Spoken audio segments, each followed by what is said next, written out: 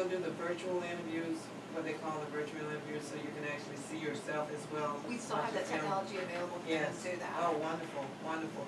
And I would agree that that is fantastic when you can get that kind of feedback, because a lot of people don't realize that first impressions are the best impressions still. And that the impression that you make with that employer, you know, if you go in late, or, you know, you refer to the person by, because some people are offended when you refer to them by their first name. You find out what the employee's first name is, so there you go, call them, hey Jim, you know, like you've known them and you're big buddies or whatever. And a lot of employees are offended by that. They really are, because they don't want you doing that unless they give you permission to do that. And there are a lot of nuances to actually interviewing and you know, being interviewed. So what's your impression, Jim, in terms of that?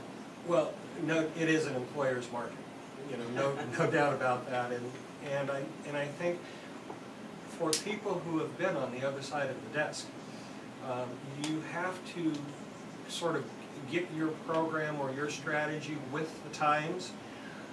For every job posted, you know, hundreds if not thousands of people, you know, show up or apply, and so it's almost like the X Factor, not to plug the TV show, but there's almost like a secret something that you've got to figure out to connect with a potential employer.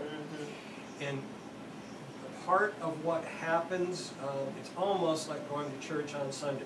When you go to one of the pro-net meetings, there are people there that have had similar experiences and faced things that can give you that heads up. And Donna loves to tell success stories when someone connected and actually got the position, and then we talk about what they did right. And see how much of that can apply to what we're doing. Now that's awesome that there is that kind of interplay and sharing that goes on, because it is key and important. And as I said, a lot of people don't realize the impression that they make when they find themselves in front of someone. And then a person like yourself who's been behind the desk, it's kind of like changing your mindset so that you don't slip out of the fact that you're a job seeker and start maybe acting like you're the employer or the person doing the hiring. We were talking earlier too about the prospect for jobs, and as I said, Lisa, it's really interesting for you to say that there are a lot of jobs out there. And I think, Donna, in terms of the information that we get from, you know, CBE gets from the Department of Labor, in terms of job positions that are available, and I know that's one of the things that we're going to start looking more at. What are the areas of employment that are not just there now, but for the foreseeable future, so that training that's provided is in line with not only what's available now, but what will be there for years to come, so that we're ensuring that the dollars are spent in training for positions that people can really have some dependence or reliability that they will be around. The other thing in terms of, okay, you guys, you go through your mock interviews, so to speak, you get the feedback, and you it sounds like encourage one another.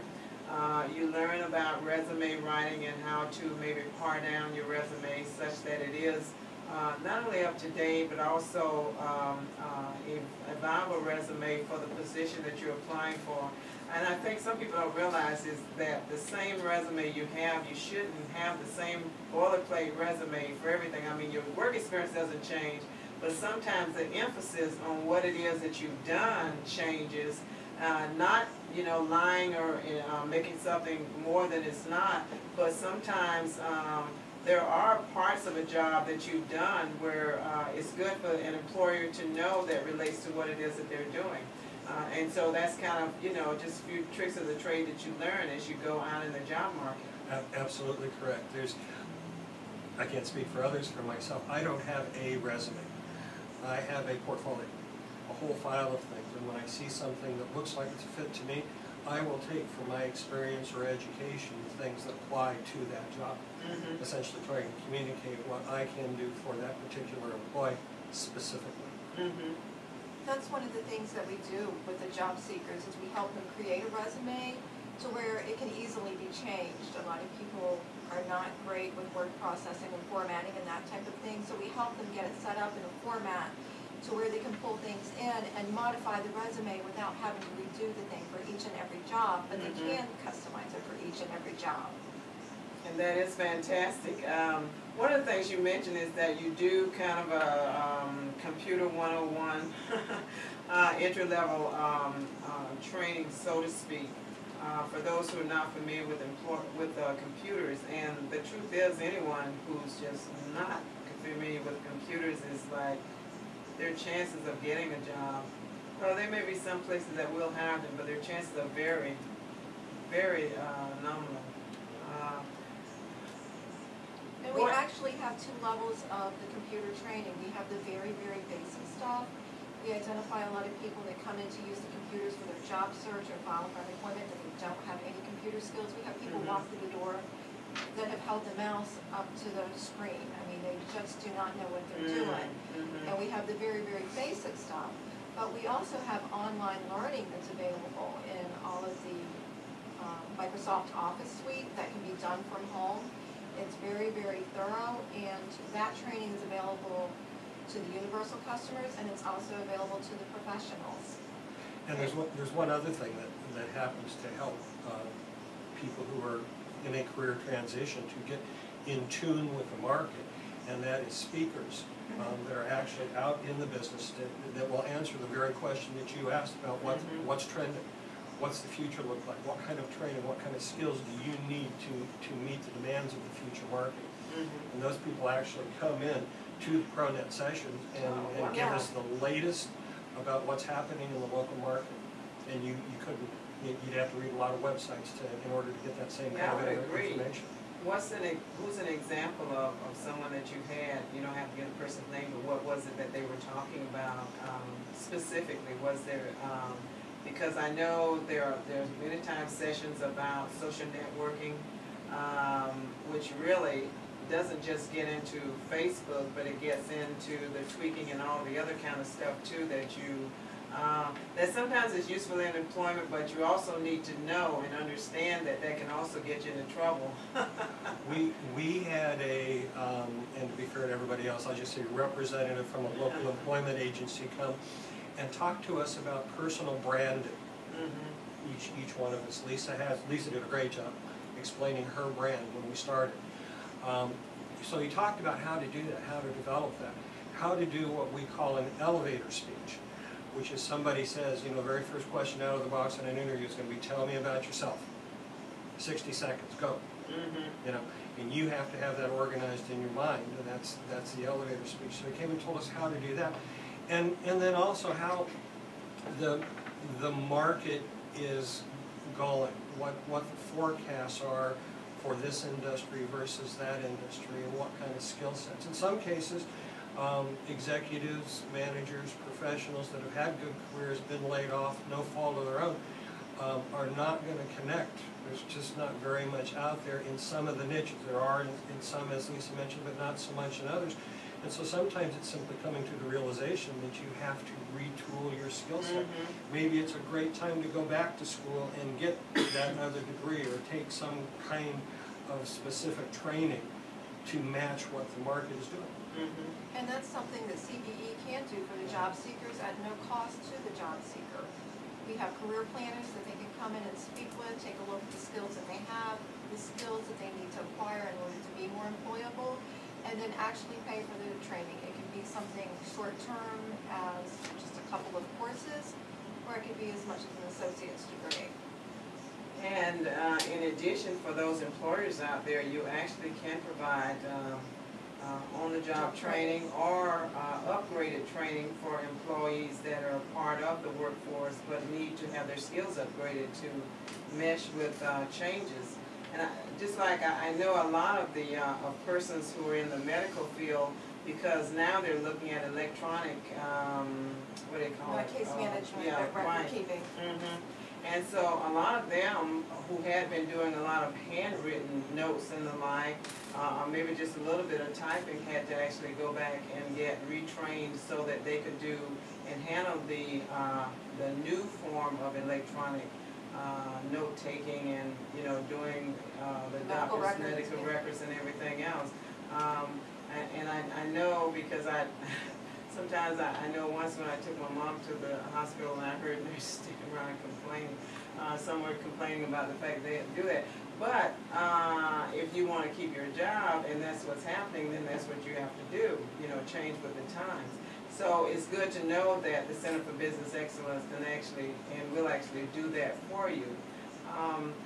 Lisa, again, you mentioned that this is the second time. The first time, was it something that you gained from the Center for Business Excellence? Maybe it wasn't ProNet.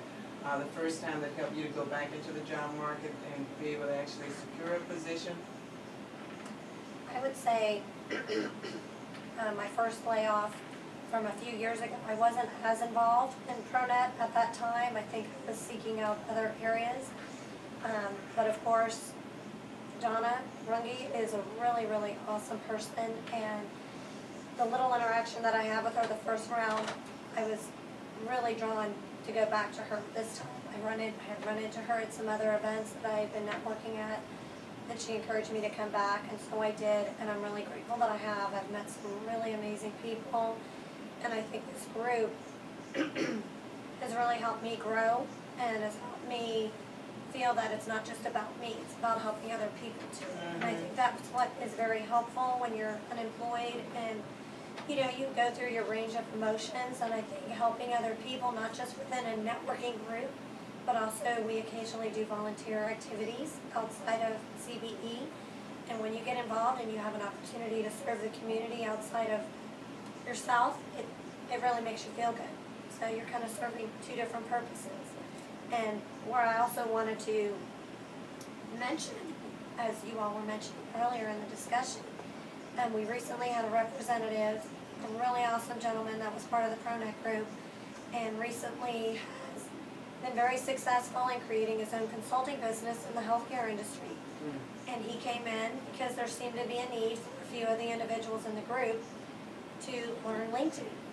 And for anybody who doesn't know about LinkedIn, you mentioned social media earlier, I think it would be crazy for somebody to not have a LinkedIn profile. It's such an amazing tool to use to reach out to professionals, to research companies, to get connected to people that could help you get your foot in the door. It's an amazing tool, something that I didn't utilize to the most of its abilities, you know, my first round. So there's a lot of things that I've learned from the first time versus now that I wanted to do differently. And you have to constantly evaluate what it is that you're doing, what's working, what's not working. You know, be willing to receive constructive feedback from people, be willing to try new things, be willing to expand your horizons. That's what helps. You have to be willing to change, to be open to what's out there, because you might have something amazing that's so totally different than what you were originally pursuing. It sounds like a really big benefit, and I should mention that Lisa's dealing with the same thing I'm dealing with, problem with allergy. I have allergies, and so I kind of try to drink the water to kind of keep myself from, you know, being able to speak clearly, and you're dealing with a little bit of that too. So her voice doesn't usually sound that way. I'm sure she has a beautiful voice normally, but she is dealing with a little bit of stuff now. And thank you so much for still, you know, still standing in there, standing up and doing, getting out what it is that you want to say. But it sounds like one of another great value to this ProNet, and which I've heard both of you refer to, is that, you know, it's like a family. You know, you guys become a very supportive group. A network, yes, but there's encouragement and the like that you're giving each other that you may have not had before you came into to ProNet. And something that is probably, because, you know, sometimes when you're part of a group, it feels so many needs beyond, you know, that need to try to find a job or to get your training or to get this or to get that. And it sounds like that you also are a very, very supportive group, and there are persons that sounds like this gentleman may have been there and then he's come back. We have alumni right? that Yeah. actually come back and participate in the group and some of the different activities that we do, and also to give back. Now that's awesome. That is awesome. Which speaks to that camaraderie that apparently is created by ProNet. What is it that each of you at this